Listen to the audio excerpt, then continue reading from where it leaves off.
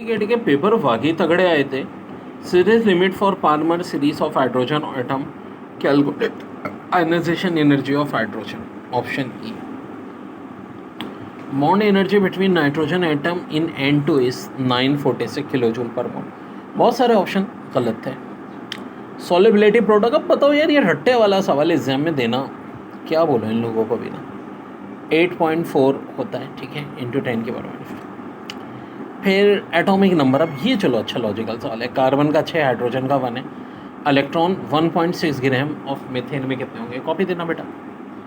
1.6 को जब हम, मीथेन का मॉलिक्यूलर वेट होता है 16, डिवाइड करेंगे तो आ जाएंगे 0.1 मोल CH4।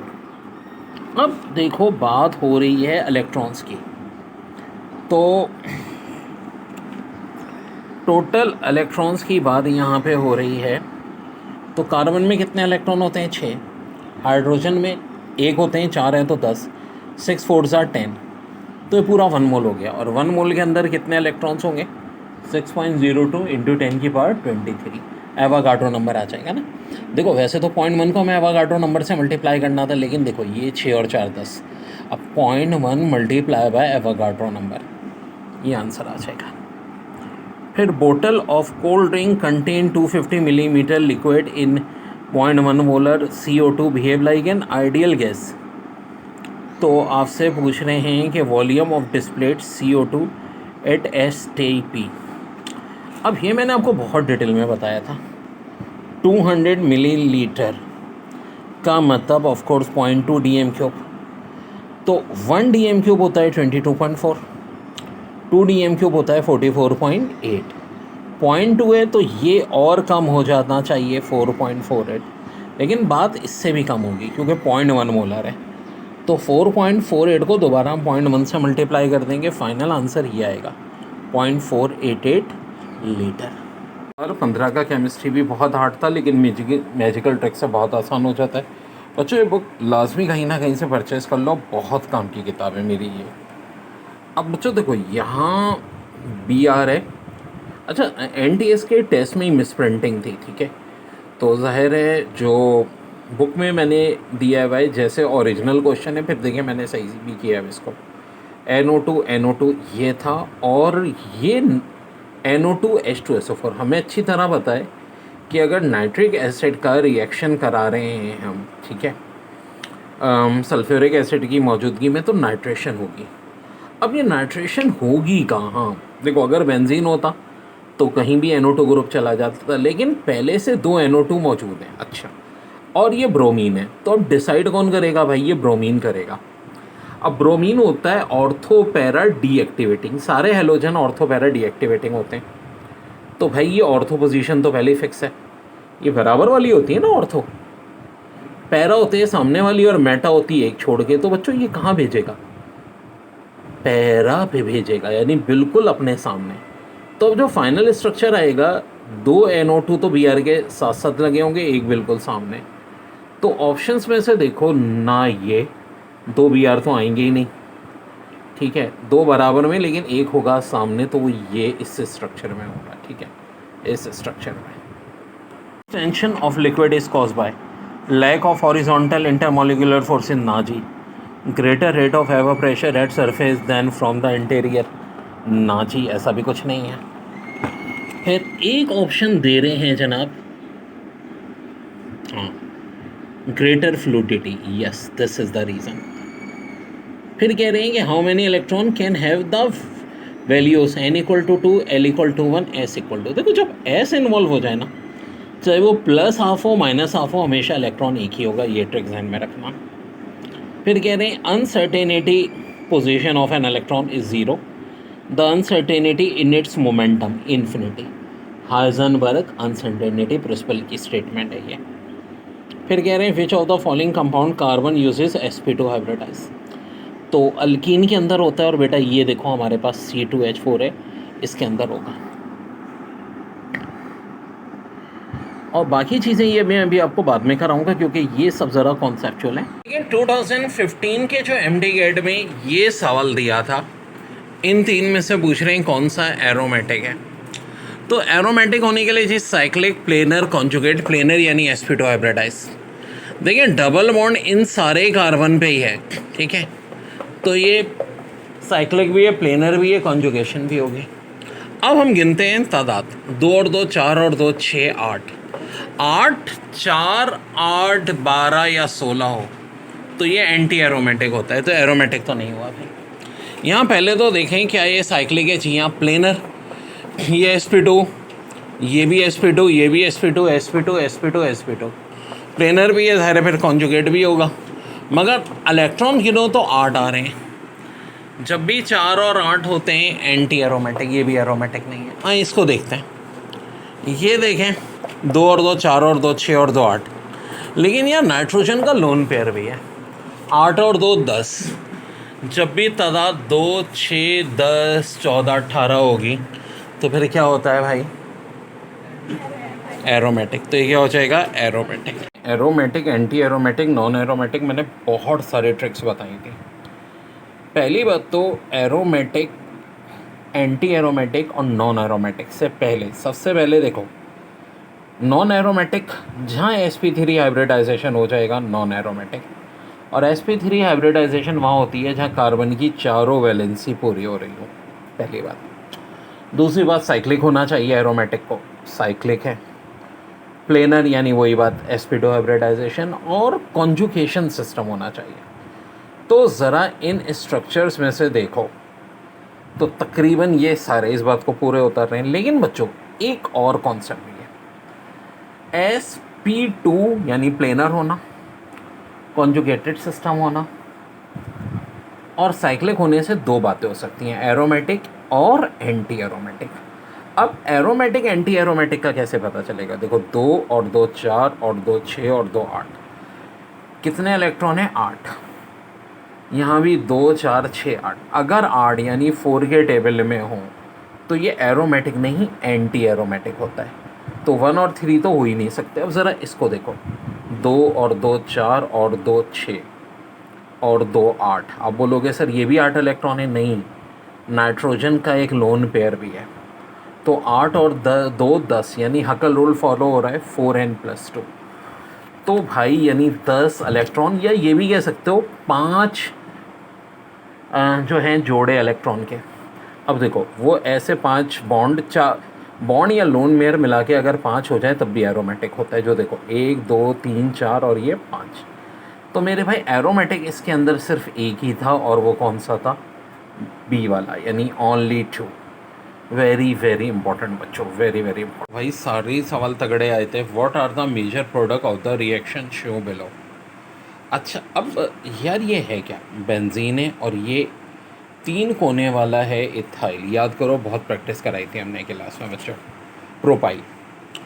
तो कुछ ऐसी सिचुएशन हो गई है हमारी, ठीक है, कि फिनॉल, मतलब ये बेंजीन है और उसके साथ O लग के CH3 यानी ईथर वाली फॉर्म है, ठीक है। और ट्रिक बच्चों बताई थी मैंने कि जब भी हाइड्रोजन हैलाइड से रिएक्शन होगा, ऑक्सीजन अपना लोन पेयर इधर देगा हाइड्रोजन की तरफ, और ये हैलाइड आयन अलग हो जाएगा, और फिर ये ROH बनेगा, और ये जो है आपका R और X अलग हो जाएंगे। यानी कि ये देखो यहाँ से C3H7 जो R है हमारा, ये Br के साथ मिल जाएगा और ये बन जाएगा फिनॉल। तो क्या प्रोडक्ट आएगी, एक तो फिनॉल बनेगा, दूसरा ब्रोमोप्रोपेन, ब्रोमोप्रोपेन, ठीक है बच्चों। फिर कह रहे हैं commercial hydrogen is obtain from coal gas, यार ना हाई ऑयल गैस ना marsh gas. The ionization of hydrogen atoms gives, ionization का मतलब है यानी H पॉजिटिव। तो बच्चों देखो H पॉजिटिव हमेशा प्रोटॉन देता है, हाइड्रोक्सिल आयन नहीं हो सकता था, ये OH नेगेटिव देता है। हाइड्राइड का मतलब खाली H नेगेटिव होता है। हाइड्रोनियम आयन तो और बड़ा होता है, H3O पॉजिटिव। बच्चों हाइड्रोनियम भी ड्रॉप करता हूँ तो मैं, H3O पॉजिटिव। तो करेक्ट आंसर आपका हो जाएगा प्रोटॉन। फिर which is most basic in characteristic, ये भी बहुत लंबा हमने ना ग्रुप ट्रेन किया था बच्चों। लिथियम से ज़्यादा बेसिक सोडियम, सोडियम से ज़्यादा पोटेशियम, उससे ज़्यादा रोबेडियम, इससे ज़्यादा सीजियम होती है लेकिन ऑप्शन में ही नहीं है। तो ऑफ कोर्स आंसर हो जाएगा rubidium hydroxide. Oxygen does not react with, तो भाई क्लोरीन से नहीं होगा क्योंकि दोनों हाईली इलेक्ट्रोनेगेटिव है। ऑक्सीजन की 3.5, क्लोरीन की 3। बाकी फास्फोरस, सोडियम, सल्फर सबसे होता है, ऐसे होता है बच्चों। ये देखो, ये फास्फोरस के साथ रिएक्ट होगा, ये सल्फर के साथ और ये सोडियम के साथ। तो इसका करेक्ट आंसर हो जाएगा बच्चों ऑप्शन क्लोर। देखिए BF3NF3NH3 की डायपोल मोमेंट पे हर साल सवाल आए, बार बार आए। तो भाई देखो BF3 के डायपोल मोमेंट तो ज़ीरो होगी, ट्राइगोनल प्लेनर होगी शेप, तो ये इफेक्ट ही कैंसिल हो जाएगा डायपोल मोमेंट का। लेकिन अच्छा BF3 की क्यों होगी? क्योंकि देखो लोन पेयर नहीं है, लोन पेयर ना हो और 3 एटम्स लगे हों सेंट्रल के साथ तो हमेशा शेप ट्राइगोनल होगी। अब आप बोलोगे NF3NH3 में भी 3 लगे लेकिन लोन पेयर है ना नाइट्रोजन का, तो शेप होगी पायरामेटल। अब बज़ाहिर लगता है कि NF3 की ज़्यादा, और अक्सर लोग रॉन्ग पढ़ाते हैं। ये कॉन्सेप्ट 99% से ज़्यादा लोगों ने रॉन्ग ही पढ़ाया हुआ है, रॉन्ग इस क्वेश्चन को सॉल्व किया हुआ है बच्चों। यार देखो भाई कि ये जो लोन पेयर है ना हमेशा ऐसे ऊपर की तरफ जाएगा, और ये जो बॉन्ड पेयर हैं तीनों नाइट्रोजन फ्लोरीन के, फ्लोरीन की इलेक्ट्रोनेगेटिविटी ज़्यादा है, फ्लोरीन की तरफ जाएंगे। तो इफेक्ट क्या होगा? आपस में बड़ी हद तक कैंसिल होगा। जबकि NH3 के केस में देखो लोन पेयर तो ऊपर की तरफ जाएगा, N और H में ज़्यादा इलेक्ट्रोनेगेटिविटी किसकी है? नाइट्रोजन की, तो ये नाइट्रोजन के करीब आएगा। तो यही वजह है सबसे ज़्यादा इनमें डायपोल मोमेंट NH3, NF3 और BF3 ऑफ कोर्स सबसे ज़्यादा कम यानी 0। अलग से आ भी जाता है BF3 के डायपोल मोमेंट पे सवाल कितनी होती है, जो हर बार टेस्ट में आता है, और मेजॉरिटी टीचर्स यार इसको बहुत गलत पढ़ाते हैं, बड़ा अफसोस होता है मुझे। NH3, BF3 और NF3 में किसकी डायपोल मोमेंट ज़्यादा है? तो देखो सबसे ज़्यादा NH3 की 1.47 डेबी, NF3 0.24 और BF3 0। आखिर ऐसा होता क्यों है? डायपोल मोमेंट को तो हम कहते हैं ना कि भाई जो इलेक्ट्रोनेगेटिव डिफरेंस में बढ़ती है, तो फ्लोरीन की इलेक्ट्रोनेगेटिव तो 4 होती है, नाइट्रोजन की 3 होती हैं, यहाँ 3 और बाहर तो लगता है इसकी होनी चाहिए, लेकिन ऐसा होता नहीं।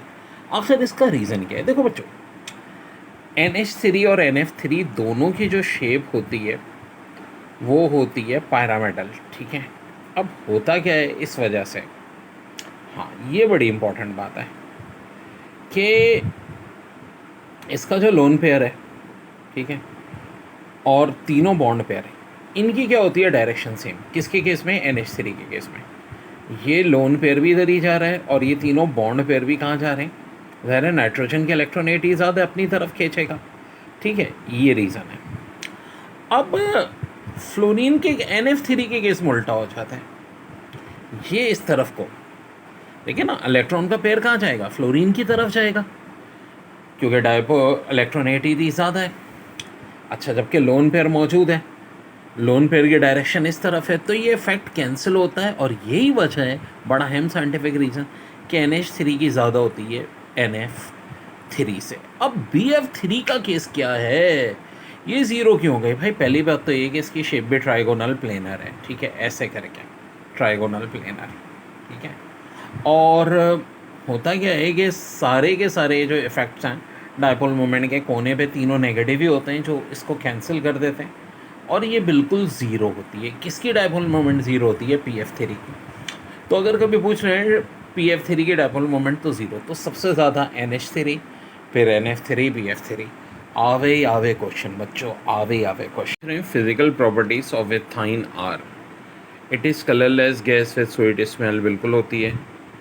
It is sparingly soluble in water, बिल्कुल होती है। Ethyne acetylene, it is less denser than air, बिल्कुल जनाब, इसका मॉलिकुलर वेट 24 होता है, तो एयर से लेस है। It explodes on comparison to a liquid because of unstable nature, बिल्कुल है। तो आंसर हो जाएगा all of the above. How will equilibrium of the following reaction be shifted if additional nitrogen is added? अब देखो, हमने एक बात बताई थी कि कंसंट्रेशन जहाँ लेस होती है बच्चों, लेक्चर में तुम लोगों को जब लीच एट प्रेस पर पढ़ाया था, तो मुखालिफ सिंध में हो जाता है। N2 में एडअप करेंगे तो यहाँ हो जाएगा। अब it will be shifted to right, बिल्कुल सही है, लेकिन बाज़ औक़ात बच्चों बेस्ट चॉइस क्वेश्चन होता है बजाय MCQs के। इट विल बी अनअफेक्टेड ये तो नहीं हो सकता, क्योंकि नंबर ऑफ मोल जो हैं लेफ़्ट और राइट के डिफरेंट है। It will be shifted to left ये भी नहीं हो सकता। The effect on the equilibrium can not be determined ये भी नहीं हो सकता। अब देखो ये बड़ी टेक्निकल MCQs है। मोर NH3 विल बी प्रोड्यूस, बिल्कुल जी। अब आप बोलोगे सर यार ये तो दोनों राइट है, option both A and B होना चाहिए था। बिल्कुल होना चाहिए था, लेकिन नहीं दिया। अब क्या करें? अब देखेंगे कि इनमें से बेस्ट बात कौन सी है। दोनों ही बातें सही हैं, लेकिन इंडस्ट्री में असल हमारा मकसद तो प्रोडक्ट हासिल करना है, तो NH3 ज़्यादा हासिल करना है, तो कौन से को टिक करेंगे? मोर NH3 विल बी प्रोड्यूस। फिर NH3 amine is example of course कौन सा आइन होगा भाई? ये न्यूट्रल आइन होगा, ठीक है, न्यूट्रल आइन होगा। फिर ये जो हाइब्रिडाइजेशन का सवाल है N2 में, देखो ऐसे बॉन्ड बनेगा ट्रिपल बॉन्ड, तो sp हाइब्रिडाइजेशन होगी, NO3-1 sp2 हाइब्रिडाइजेशन होगी, और NH4 प्लस इसमें होगी sp3 हाइब्रिडाइजेशन, ठीक है जी। तो ये है हाइब्रिडाइजेशन का चक्कर इसके अंदर। फिर कह रहे हैं आपको unit cell which crystallographic A=B=C, alpha A=β gamma, class ने बहुत करवाया था, क्यूबिक आंसर होगा। H2S higher boiling point than HF because H2S more polar, नहीं जी ऐसा तो कुछ नहीं होता। H2S more hydrogen bond, yes this is the reason. H2SO has more hydrogen bond, क्योंकि हाइयर मॉलिक्यूलर वेट भी नहीं होता है, मोर एटम्स का भी मामला नहीं है, डज नॉट हैव हाइयर, ऐसा भी नहीं है, हाइयर होता है, लेकिन रीज़न है क्या? ज़्यादा हाइड्रोजन बॉन्ड होना। फिर विच of following best describe emission spectrum of atomic orbital. देखो एटॉमिक ऑर्बिटल में हमारे पास इस तरह सीरीज़ बनती है, तो लाइमन, पामर, बेस्टन, ब्रैकेट और पॉफन, ये 5 सीरीज़ बनती हैं, ठीक है। A discrete set of lines of equal and density and equal space with respect to wavelength, नहीं जनाब ऐसा नहीं होता। A series of only 4 line 5 बनती हैं भाई, ये भी गलत है। कंटिन्यूस स्पेक्ट्रम सवाल ही नहीं पैदा होता, एटॉमिक हाइड्रोजन तो है ही लाइन स्पेक्ट्रम की एग्जांपल। फिर क्या है जी? Several discrete series of lines with both intensity and specific between line decreasing has the wave number increase with each series। जी हाँ यही वाली बात है। क्या? continuous discrete series of line with both intensity and specific between line number increase with each series। अगला है ethyl alcohol when treated with concentrated H2SO4 may give। अब ये बनता है डाईइथाइल ईथर। कैसे बच्चों? यार देखो ये भी क्लास में कराया था कि अगर डाइल्यूट H2SO4 हो या 170 डिग्री सेंटीग्रेड हो H2SO4 के साथ, यानी अल्कोहल में आप 170 डिग्री और H2SO4 करेंगे तब तो इथीन बनेगा, लेकिन रूम टेम्परेचर पे बात कर रहे हैं और 2 मॉलिक्यूल ले रहे हैं इथाइल अल्कोहल के, तो देखो यहाँ का OH और ये H अलग हो जाएगा और आपका बन जाएगा डाईइथाइल ईथर। तो ऑब्वियस सी बात है करेक्ट आंसर होगा ओनली डाईइथाइल। अब देखो भाई ये IUPAC नेम पूछ रहा है, अरे बाप रे बाप, CH भी आ गया, O भी आ गया, CH भी आ गया, सब कुछ आ गया, लेकिन ज़रा क्वेश्चन और सब देखो, structure and with suffix, and suffix में क्या आएगा? तो भाई ये भी मैंने अपने ट्रिक में बताया था कि सबसे आखिर में कार्बोक्सिलिक एसिड आता है। कौन सा आता है? कार्बोक्सिलिक एसिड मौजूद है, बिल्कुल मौजूद है, तो सबसे आखिर में ओइक एसिड आएगा, बाकी सब कुछ छोड़ दो। फिर ये कह रहे हैं the table show given the bond dissociation energy of single covalent bond of carbon atom with element ABCD, फर्जी एलिमेंट दे दिए। अच्छा ए की एनर्जी 240, इसकी 378, 276, तो कह रहे हैं स्मॉलेस्ट एटम कौन सा होगा? तो याद रखो बॉन्ड लेंथ इन्वर्सली प्रोपोर्शनल होती है बॉन्ड एनर्जी की, जिसकी बॉन्ड एनर्जी सबसे ज़्यादा होगी वह स्मॉलेस्ट एटम होगा, D की ज़्यादा है तो D स्मॉलेस्ट एटम होगा। और एक बड़ा ही प्यारा और बड़ा तगड़ा सवाल, When methyl benzene is treated with bromine in the presence of analyzed a mixture of two monobromo isomer is formed, what are the structure of these? अच्छा, अब देखो मिथाइल बेंजीन जो कि ऑर्थो पैरा है, ब्रोमीन के साथ react कर रहे हैं तो क्या दो कंपाउंड बनेंगे। अब ये ब्रोमो इसके साथ तो नहीं आएगा, ये नहीं हो सकता ये स्ट्रक्चर। फिर ये इसके साथ आ गया, ये नहीं हो सकता। इसको गौर से देखो तो ये तो ठीक है ऑर्थो, लेकिन ये मेटा आ गया, नहीं जी ऑर्थो पैरा बनेगा। ये डी वाला करेक्ट है। देखो जो बिल्कुल बराबर में होती है ना 2 और 6 पोजीशन, वो ऑर्थो की होती है और सामने पैरा होती है। ऐसा क्यों भाई? क्योंकि देखो यहाँ अल्काइल ग्रुप है टॉलिन में, ये हमेशा कहाँ बेचता है? ऑर्थो पैरा पोजीशन पे। ई भी नहीं हो सकता था मेटा, तो करेक्ट आंसर है आपका ऑप्शन डी। बच्चों पूरे पास पेपर्स का सलूशन है मेरे प्लेलिस्ट में देखना, और ये बुक भी मेरी ही कंपाइल करता है जो पूरे पाकिस्तान में अवेलेबल है। Strontium lies between calcium and barium in group 2A in the periodic table, which of the following property could strontium. हाँ दोस्तों, तो स्ट्रोंशियम जो होता है, beryllium, magnesium, calcium, strontium, barium, radium, ये सब ग्रुप 2 में होता है। और बेरिलियम, मैग्नीशियम के बाद कैल्शियम आता है, फिर स्ट्रोंशियम, फिर बेरियम। तो it forms a water soluble carbonate which does not decompose. भाई 2A वाले वाटर सोलुबल बनाते ही नहीं, गलत हो गया। इट फॉर्म्स अ स्पेरिंगली यानी स्लाइटली सोलुबल सल्फेट। जी हाँ, जितने ग्रुप 2A वाले हैं स्लाइटली सोलुबल बनाते हैं, option B is correct. It form a nitrate नहीं बनाते। It reduce by cold water liberating hydrogen, ये भी नहीं होता। तो करेक्ट ऑप्शन इज बी। फिर कह रहे हैं मैग्नीशियम ऑक्साइड 2013 में भी ए लेवल के बुक्स उठाए इन्होंने साल। In making of lining of blast it is separated from sea water as follows: aqueous calcium hydroxide is added to sea water।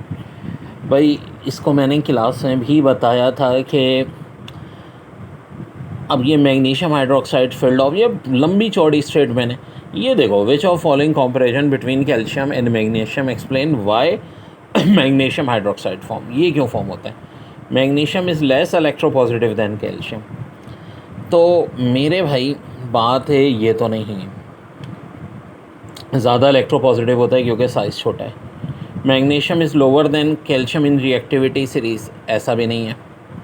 The enthalpy change of hydrogen of Mg, नहीं भाई enthalpy तो बहुत तेज़ होती है जिसका साइज़ छोटा हो। Solubility product of MgOH, yes, ये लोअर होती है कैल्शियम हाइड्रो ऑक्साइड से। साइज़ कम होगा तो सॉल्युबिलिटी प्रोडक्ट कम होगी, तो क्योंकि मॉलिक्यूलर वेट भी कम होगा। तो करेक्ट आंसर ये ऑप्शन डी है।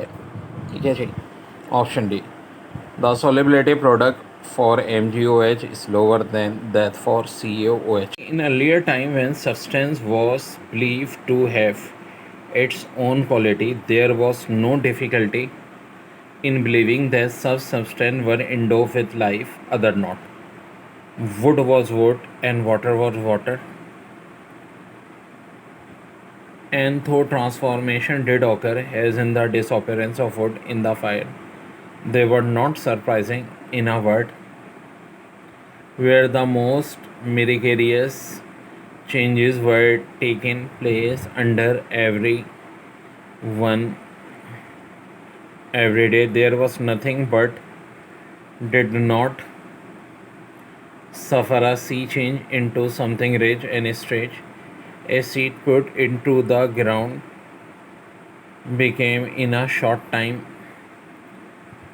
a plant which leaf and flower, the white and yolk of an egg turned into the flesh and bones and feather of a chicken, which no sooner was the shell cracked, jumped out and starting out। ये मैं आपको जो है नीचे ना पूरा passage दे दूंगा ताकि आसान रहे आपको। डिस्क्रिप्टिव में some substance are alive and some are not. तो which of the following statement best describe the belief? Option A, the transformation in nature substance was unnoticed in ancient time. ऐसा कुछ नहीं दिया हुआ। There was no transformation in nature substance in ancient time, यहाँ already लिखा है कि transportation होगी। There is no concept of dead and alive thing in the past, ऐसा भी कुछ नहीं है। The burning of would is not an example of transformation. तो इसका आंसर है नन ऑफ द अबव। फिर कह रहे हैं there was nothing but suffer a sea change into something rich and strange mean. तो इसका आंसर है पहला वाला ऑप्शन, यानी the transformation of seed into a tree. फिर है the milkman dash many bottle of milk to our school every day तो है delivers. I was having a cup of tea, साफ दिख रहा है, when he knocked on the door. फिर कह रहे हैं identify error, if the children do their homework quickly they will have time to watch television. कोई एरर नहीं है, no error. The bus stop to, T O to होगा, to take up 3 और 4, यानी ऑप्शन बी में error है। फिर जनाब यहाँ पे आपको सिमिलर मीनिंग कह रहे हैं, तो पहला ऑप्शन है रीवेल्ड, ठीक है, वेरी वेरी इंपॉर्टेंट, रीवेल्ड। सो जनाब इसका साइनोनिम्स हो जाएगा रिलैक्स्ड। फिर ब्रूटल, जिसका साइनोनिम्स हो जाएगा क्रूर।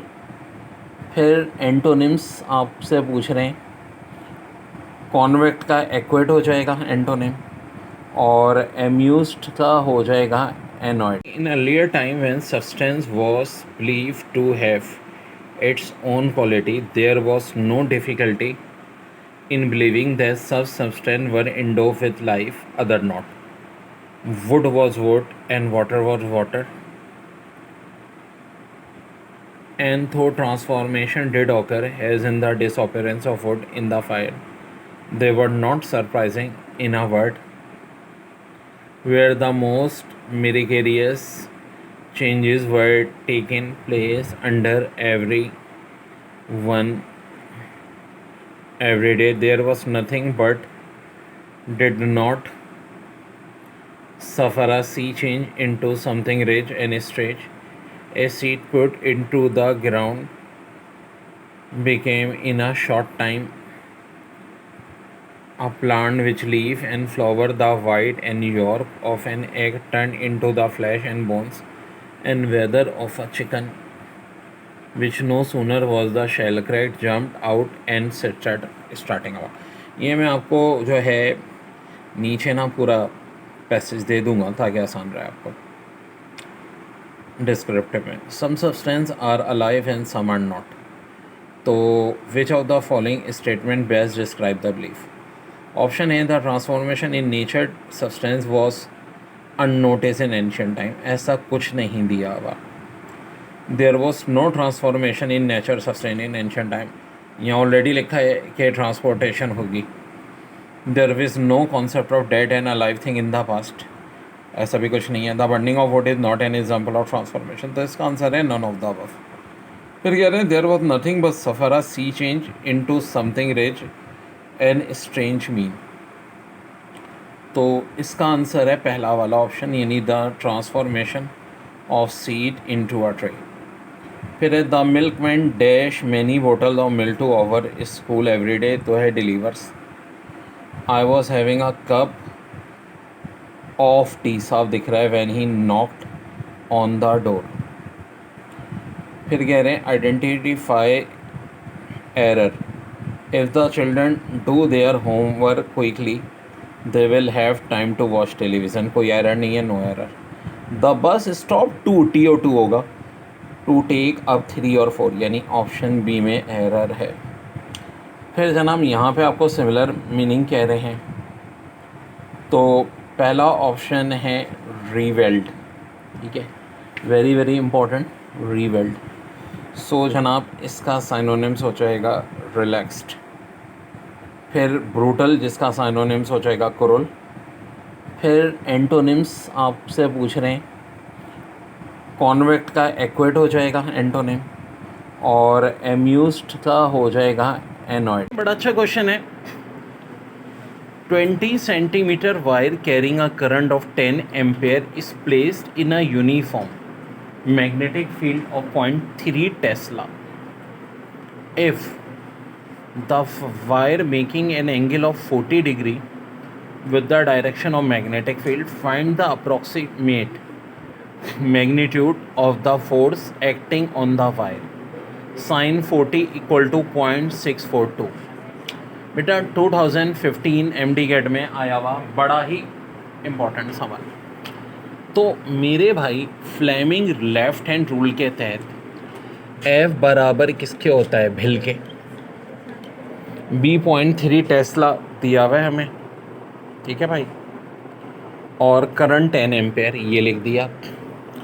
L 20 सेंटीमीटर है और ज़ाहिर है साइन थीटा से भी मल्टीप्लाई करते हैं, तो साइन 40 की वैल्यू इन्होंने दी हुई है 0.642। अब बच्चों ज़रा ध्यान से देखो, 0.3 को 10 से मल्टीप्लाई करो, ये तो 3 हो जाएगा। 20 और 100 एक ज़ीरो कैंसिल, 0.64, 3 3 ज़ा 6 बच्चों, 3 2 ज़ा 6, 6 6 ज़ा 36 होता है। 0.6 है तो ये तकरीबन 3.6 से कुछ बड़ा, क्योंकि देखो अगर यहाँ 0.6 होता है और 6 से मल्टीप्लाई करते हैं, लेकिन ऑब्वियसली बात है कुछ बड़ा हो सकता है ये, लाइक 3.8 3.9 कुछ ऐसा हो सकता है। बहरहाल इसे भी 10 से डिवाइड भी करना है, तो आंसर जो है ये तकरीबन 0.36 0.37 0.38 0.39 के आसपास होना चाहिए। ऑप्शन में देखें 2.71 हो ही नहीं सकता, 0.39 बिल्कुल 100% चांस है, ना ये हो सकता है ना ये ना ये। और वैसी बात है 3.6 को 10 से डिवाइड करना है, या 3.6 एक्यूरेट नहीं, ज़ाहिर है चूँकि 0.6 या 0.642 है, क्या होता 3.7 3.8 3.9 कुछ ऐसे ही, 3.6 से बड़ा, तो आंसर कुछ 0.37 38 39 के आसपास एक ही ऑप्शन है, आंसर आ जाएगा। फिर एक बड़ी अच्छी MCQ है, AC voltage measure V0 volts in a circuit, its peak value is given by, तो ये होता है √2 V0, ठीक है जी, ये करेक्शन कर लीजिएगा बुक में भी, √2 V0। देखो, identify the instrument which are use for the measuring resistance. Option A Wheatstone bridge, option B metre bridge, option C post office bridge. तो करेक्ट आंसर होगा ऑप्शन ई, यानी वेडस्टोन भी है, मीटर भी और पोस्ट ऑफिस भी है। फिर कह रहे हैं in certain circuit transistor has a collector current of 10 milli ampere and base current of 40 micro ampere. What is the current gain of transistor? ये बात ये, करंट गेन अल्फ़ा का फार्मूला ये होता है कि कलेक्टर के करंट को हम डिवाइड करते हैं बेस के करंट से। ये सवाल भी बच्चों कहीं दफ़ा मैं क्लास में करा चुका हूँ और बार बार आता है। 10 मिली यानी 10⁻³ और 40 माइक्रो यानी 10⁻⁶। ये ज़ीरो कैंसिल, ये -6 ऊपर जाके +6 यानी 1000/4 जो कि क्या आ जाएगा बच्चों 250, ठीक है, ये आंसर आ जाएगा। A particle of mass 5 milligram move with speed of 8 metre per second, calculate the de Broglie wavelength. अब बात हो रही है डी ब्रोकले वेवलेंथ की। बच्चों बहुत सारे ऐसे मेरे मैजिकल फार्मूले भी होते हैं, कुछ ओरिजिनल फार्मूले भी होते हैं। यहाँ ओरिजिनल फार्मूले लग जाएगा HMV। H of course 6.63 into 10⁻³ joule second, mass 5 milligram है, ज़ाहिर है 1000 से डिवाइड भी होगा, स्पीड 8 है, 5 8 होता है 40, ठीक है बच्चों। और 1 0 तो ये चला जाएगा, 2 बाकी ऊपर हो जाएंगे, और 4 को जब डिवाइड कर लेंगे तो ये आ जाएगा 1.66।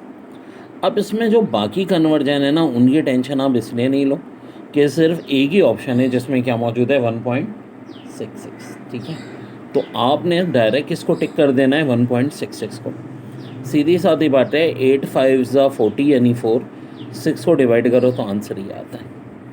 फिर एक्सरे आर ऑल्सो नोन है रोंटगन रेस।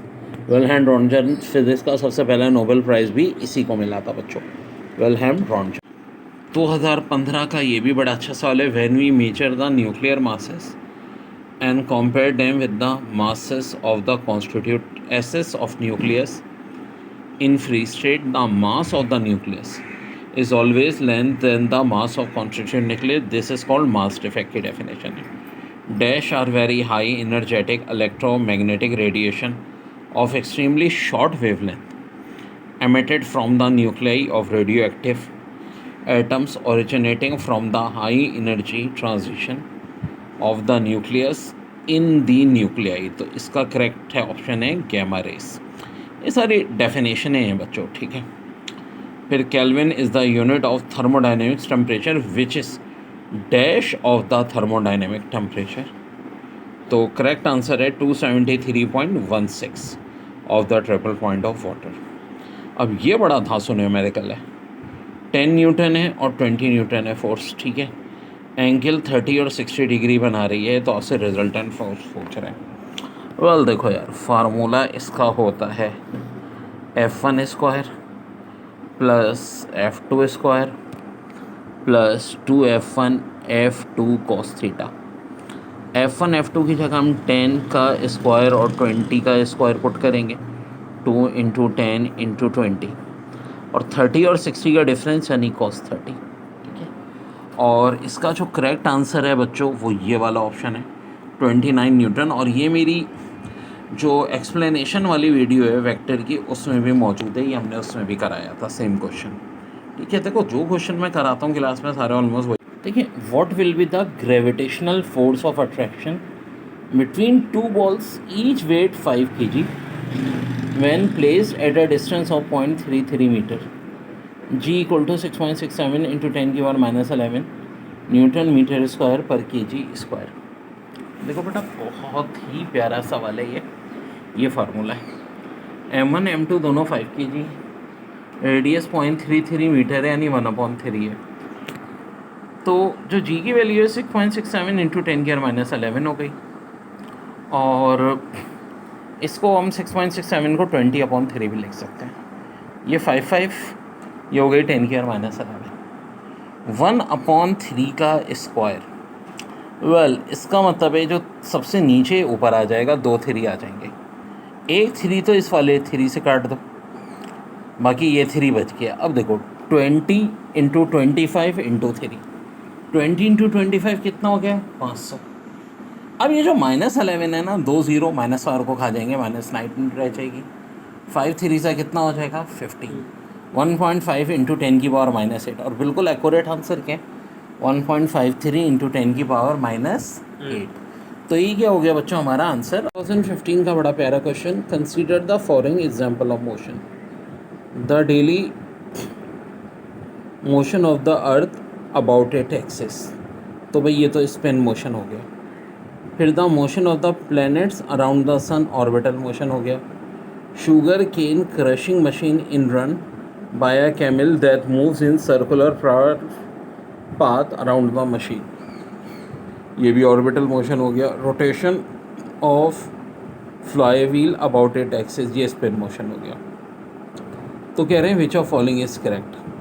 तो ज़रा स्टेटमेंट ई देखो, 1 and 4 are example of spin motion, बिल्कुल जी, and 2 and 3 are the example of orbital motion. फिर जनाब फाइनल एनर्जी पूछ रहे हैं, काइनेटिक एनर्जी। जब shopkeeper pushes a full crate initially at rest, देखो ये बड़ा है मैं, जब भी बॉडी स्टार्ट फ्रॉम रेस्ट होती है वर्डन और काइनेटिक एनर्जी बराबर होती है। Toward another shopkeeper by exerting a constant horizontal force और magnitude 5 newton through a distance of 1 metre. तो 5 न्यूटन है आपका, हो गया वर्डन या काइनेटिक एनर्जी एक ही बात होगी, तो फोर्स को मल्टीप्लाई कर दो मीटर से, 5 1 जा 5, यही आपका बच्चों आंसर हो जाएगा, ठीक है बेटा। और एक ये देख लो जो टाइम पीरियड वाला दिया है, सिंपल पेंडुलम है, टाइम 4 सेकेंड है, आपसे लेंथ पूछ रहे हैं। तो भाई मेरी शॉर्टकट में लेंथ जो है वो बराबर होती है t²/4 के, टाइम 4 सेकेंड दिया है, 4 का स्क्वायर/4 4, तो आंसर 4 का अप्रॉक्सीमेट होगा जो भी 4 से हल्का सा कम है, ठीक है बच्चों। तो ऑप्शन देखते हैं, 4 से हल्का सा कम ये वाला 3.973 मीटर, यही बच्चों क्या हो जाएगा हमारा correct answer. In the potential difference between the terminals of a battery in an open circuit is 2.2 volt when it is connected across a resistance of 5 ohm. The potential force to 1.8 volt. What is the internal resistance of the battery? बच्चों बात हो रही है किसकी, potential difference across the cell in open circuit. Basically क्या होता है, EMF of the cell होता है, यानी ईएमएफ हो गया 2.2 वोल्ट। फिर कह रहे हैं when circuit is close, potential difference का एक तो बेटा ये फार्मूला होता है, ठीक है। अब ये जो कैपिटल आई है ना, ये खुद किसके बराबर होता है, E upon R plus R. ठीक है, अब इसका मतलब क्या है, देखो ज़रा ध्यान से, इसमें मैं ये पुट कर दूँगा। वैसे तो मेरा डायरेक्ट शॉर्टकट फार्मूला है इस किस्म के सवालों को करने के लिए, ये याद कर लो तो सबसे अच्छा है। अब होगा क्या बच्चों कि इसको जब हम सॉल्व करेंगे, ठीक है, तो हमारे पास जो सिचुएशन आएगी ई आर, ठीक है, ये जो कैपिटल आर है ना, इसको हम इस फॉर्म में लेंगे, इसी को फिर और रीअरेंज करेंगे, ये फॉर्म आ गई। इसको जब मज़ीद रीअरेंज करेंगे तो बच्चों फाइनल फॉर्म क्या आ जाएगी, वो ये आ जाएगी, या डायरेक्ट यही याद रख लो, ये वाला बल्कि ये भी नहीं, ये डायरेक्ट याद रखो यार, ये काम कर लो बस, छोड़ो। ये 1.8 है, ये 2.2 है, ये बड़ी वाली रेजिस्टेंस देखें कितनी दी थी, 5 ओम, हमें स्मॉल चाहिए। अब बच्चों 5 प्लस आर को 1.8 से मल्टीप्लाई कर दो, ठीक है, 2.2 को 5 से करो 11, ये 9 इधर प्लस है, उधर जाके माइनस हो गया। अब 1.8 को डिवाइड कर दिया, देखो 2/1.8 को 20/18 भी तो लिख सकता हूँ, 10/9 हो जाएगा। मैं ऐसा क्यों कर रहा हूँ, हमेशा बच्चों देख लिया करो कि क्या फॉर्म है। अब 10/9 बड़ा आसानी क्या हो जाएगा, 1.11, आंसर हो जाएगा ऑप्शन डी। देखिए कह रहे हैं circuit in which there is a current of 10 ampere is charge so has the current falls to 0 in 0.5 second if an average EMF। अब देखो ये बहुत मिस्टेक्स ही हैं NTS वालों ने, यहाँ एक्चुअली 400 वोल्ट था, ठीक है, इस induce what is the self inductance of the circuit. तो भाई ये फार्मूला होता है VT/I, V 400 है और टाइम जो है बच्चों, हम सिंपल सी बात है, करंट 10 एम्पेयर है, टाइम 0.5 है, उसको 1/10 लिख सकते हैं। तो ये एक ज़ीरो कैंसिल हुआ, फिर 40 को 2 से डिवाइड करो, आंसर आ जाएगा 20 हेनरी। और एक और बड़ा प्यारा theoretical question, when the component of the force is in the same direction of the displacement theta = 0, the work is when the direction of force is opposite to the direction of displacement theta = 180, the work is in when the force at right angle to the displacement the work is। तो भाई 3 choices है, पहली choice positive, दूसरी negative, और तीसरी वाली क्या आ जाएगी भाई, 0 आ जाएगी। और m lambda = 2d sin theta. तो ये कौन सा लॉ है बच्चों हमारे पास, ये लगेगा ब्रैग्स लॉ। कौन सा लॉ लगेगा, ब्रैग्स लॉ। सवाल है, particle carrying charge of 2 electron fall through potential difference of 3 volt, calculate the energy required by it। तो वोल्टेज जो होता है वो होता है वर्डन अपॉन चार्ज, या कह सकते हो कि एनर्जी होती है charge into voltage. Voltage 3 volt है, चार्ज देखो 2E दे रहे हैं, ठीक है, तो एक E का मतलब होता है 1.6 × 10⁻⁻19। तो 3 × 2 को इससे मल्टीप्लाई कर देंगे, ये हो जाएगा 9.6 × 10⁻19, ठीक है जी, ये वाला ऑप्शन है जूल्स में आंसर। फिर कह रहे हैं the total outward flux over any close hypothetical surface called dash is equal to the total charge enclose divided by E0 irrespective of the way in which the charge is distribute. तो भाई सीधी सादी बात है, किसकी बात हो रही है, गॉसियन सरफेस की, ठीक है, ये बात किसकी हो रही है भाई, गॉसियन सरफेस की। तो आंसर हो जाएगा Gaussian surface. 0.75 ampere flow through iron wire when battery of 1.5 volt is connected across its ends, the length of the wire is 5 metre and its cross section area is 2.5 × 10⁻⁷ metre square. What is the resistivity of iron.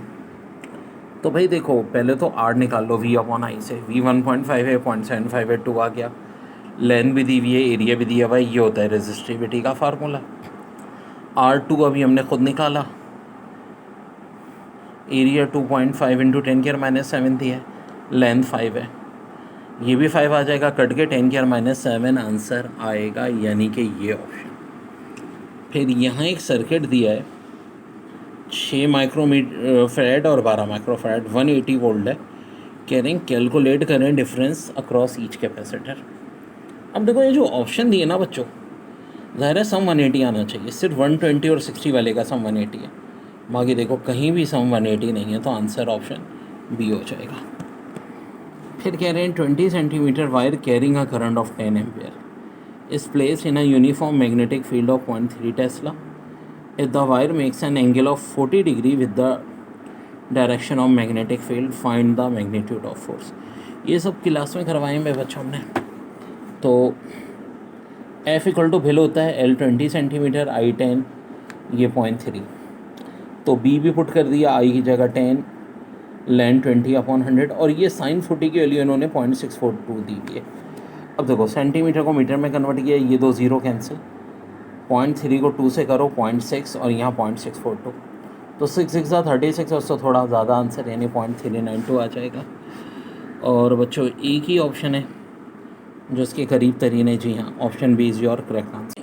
2015 के बच्चे कुछ सवाल, microscope है ना objective of 10 millimetre focal length and eyepiece of 25 centimetre focal length, what is the distance between the lenses if the object is in sharp focus when it is 10.55 millimetre from the objective.